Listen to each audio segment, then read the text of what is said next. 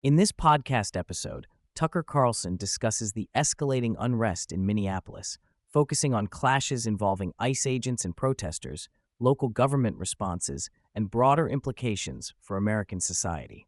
He examines the political motivations behind the chaos, the role of federal and state authorities, and the risks of social and governmental breakdown. The conversation also includes insights from guest Michael Schellenberger on the complexities of law enforcement, activism, and the potential trajectory towards civil conflict. The episode opens with a vivid depiction of Minneapolis descending into chaos, featuring videos of federal ICE agents trapped in a hotel surrounded by hostile protesters, with no support from local police. Carlson emphasizes this is a stark example of disorder rarely seen up close by most Americans, and warns that chaos poses greater threats than issues like illegal immigration or police brutality. He argues that chaos is a dynamic and destructive force, comparing it to a malignant cancer that must be excised before it becomes fatal. The ongoing unrest in Minneapolis serves as a microcosm of a nationwide unraveling of social and governmental order. Carlson discusses a four-point proposal offered by the Trump administration to Minnesota officials designed to restore order and protect federal agents. The demands included local police responding to emergencies involving federal agents, protecting those agents off duty, cooperating with federal requests to locate convicted illegal criminal aliens, and in return, a substantial federal withdrawal of law enforcement presence. Minnesota officials, including Governor Tim Walz and Mayor Jacob Frey, reportedly rejected these proposals, leading to questions about their motives. Carlson asserts that the refusal signals a deliberate choice by state leaders to promote and sustain chaos instead of protecting citizens and federal law enforcement. The refusal by local officials to cooperate is explored as a politically charged strategy rather than a failure or oversight. Carlson accuses these leaders of wanting riots and unrest to fuel their own power, framing the disturbances as part of an intentional color revolution or internal insurrection against federal authority. This rebellion undermines the unity of the United States, risking civil war by fracturing the country into competing sovereignties where rule of law becomes selective. Carlson highlights the danger of elected officials encouraging violence and disorder, citing statements from Minnesota's governor and lieutenant governor that openly promote confrontation with federal agents. Carlson examines the makeup of the protesters, particularly focusing on Antifa participants. He portrays many as lost and damaged individuals, people disconnected spiritually, psychologically, and physically, who have been radicalized to serve an agenda of destruction. While emphasizing the genuine threat posed by extremist protesters, Carlson also urges the audience to remember their humanity, describing them as victims of broader societal failures as well as perpetrators. The ideological battle, he suggests, is deeply intertwined with issues of culture, identity, and political manipulation. Throughout the episode, Carlson stresses that the unrest is not spontaneous but orchestrated by various groups with vested interests. He identifies two main beneficiaries: an out-of-power political class seeking to regain control by destabilizing the status quo, and federal law enforcement agencies that exploit chaos to justify expanding their power and reach. In this way, chaos is both a tool and an opportunity for those seeking political dominance or institutional growth. Carlson portrays the conflict as a power struggle masked as social justice or immigration debates. Minnesota's top political figures receive critical scrutiny, especially Governor Tim Walz and Lieutenant Governor Peggy Flanagan. Walz is described as exploiting the unrest for political gain, allegedly benefiting from increased violence and chaos while publicly stoking fear through extreme rhetoric referencing historical atrocities. Flanagan actively encourages direct, bodily resistance to federal law enforcement, advocating nonviolent direct action that nevertheless puts people in harm's way, alongside illegal immigrants who, according to Carlson, often have violent criminal backgrounds. Both are portrayed as key architects of the conflict rather than mere bystanders. Mayor Jacob Frey's role is also dissected. Carlson paints Frey as an opportunist with no deep connections to the city who leverages the turmoil to increase his own prominence. Rejecting federal assistance and encouraging protests directly undermines public safety, he argues. Frey's refusal to accept federal help or ensure protection for ICE officers exacerbates the violence and chaos. Carlson frames this as a betrayal of the responsibilities incumbent upon municipal leadership to ensure security and lawfulness. The discussion expands to federal immigration policies and their consequences, focusing on the Biden administration's handling of mass migration following the Afghanistan withdrawal. Carlson raises concerns about the failure to properly vet incoming refugees, noting the refusal to adopt biometric identification for millions entering the country.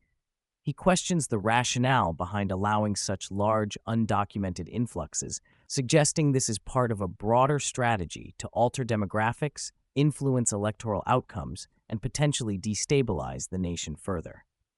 The lesson drawn is that this uncontrolled migration contributes to the security and social disorder evident in places like Minneapolis. Carlson touches on deep-seated cultural conflicts fueling the unrest, especially tensions involving race and religion.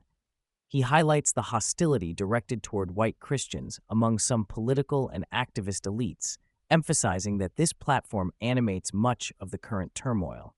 The violence toward churches and the absence of legal protection against attacks on religious gatherings showcase what he calls a tribalistic mindset that rejects universal rights and consistent legal standards. He implicates state officials like Minnesota Attorney General Keith Ellison in dismissing protections for white Christian communities. Framing the conflict as more than political, it is a cultural and spiritual battle. The episode critiques the breakdown of law enforcement cooperation and the rise of self-styled militias and activist groups interfering with official operations. Carlson, alongside guest Michael Schellenberger, notes that local authorities often refuse to assist federal agents, creating dangerous situations. Schellenberger describes how activist manuals and coordinated campaigns intentionally disrupt ICE operations, sometimes provoking violence that leads to casualties. This breakdown threatens the essential concept of state monopoly on legitimate violence, leaving a vacuum filled by militias or partisan actors, complicating the restoration of order and respect for the rule of law. Comparisons are drawn to the civil rights struggles of the 1960s, with Carlson noting that past resistance to federal authority in the South was ultimately overcome by forceful intervention. Now, resistance comes from the opposite political end and embraces chaos rather than reform. The potential for the country sliding into civil war is prominently highlighted, with Carlson warning that fragmented loyalties, selective enforcement of laws, and refusal to recognize federal authority threaten America's unity and survival. The tensions in Minneapolis symbolize this broader national risk. Federal law enforcement and intelligence agencies are characterized as entities that thrive on disorder, using chaos to justify power expansion. Carlson warns against blind trust in government institutions, referencing the politicization of events like January 6 and aggressive investigations against political figures as evidence of institutional overreach and manipulation. He notes alarming practices such as the National Guard recruiting children of illegal aliens, which raises questions about loyalty and the willingness of the state to enforce order impartially. Carlson outlines three possible federal responses to the Minnesota unrest.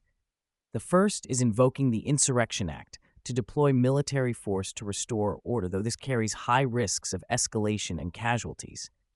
The second is targeting the political leaders behind the unrest for arrest, focusing on those orchestrating violence rather than the protesters themselves, though prosecution faces hurdles like jury nullification. The third option involves a financial siege, cutting off federal funds to Minnesota to force compliance, effectively quarantining the state. However, all options encounter legal and political obstacles that complicate decisive action. Guest Michael Schellenberger offers an analysis informed by experience in activism and security.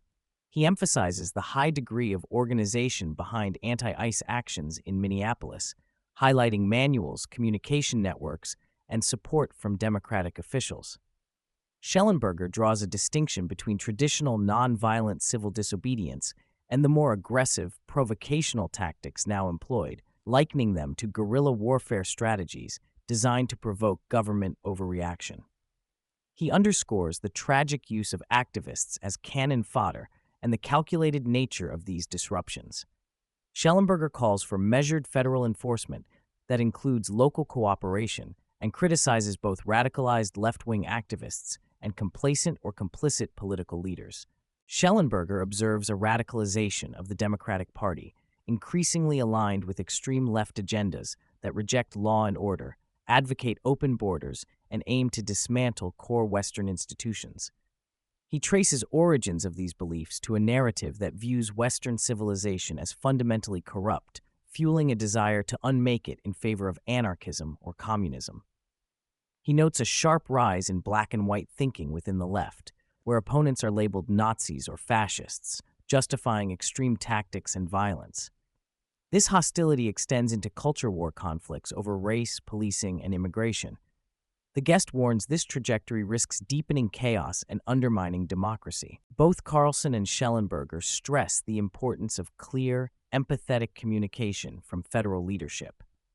They call for the president to address the nation honestly about the challenges, acknowledging legitimate grievances and failings, while reaffirming the rule of law and the agenda voters elected. They caution against inflammatory rhetoric from any side, including unjust dehumanization of victims or disparagement of protesters, advocating instead for balanced understanding and responsible federal enforcement that avoids escalating violence. The episode closes with a sober view of the precarious moment facing American society and governance.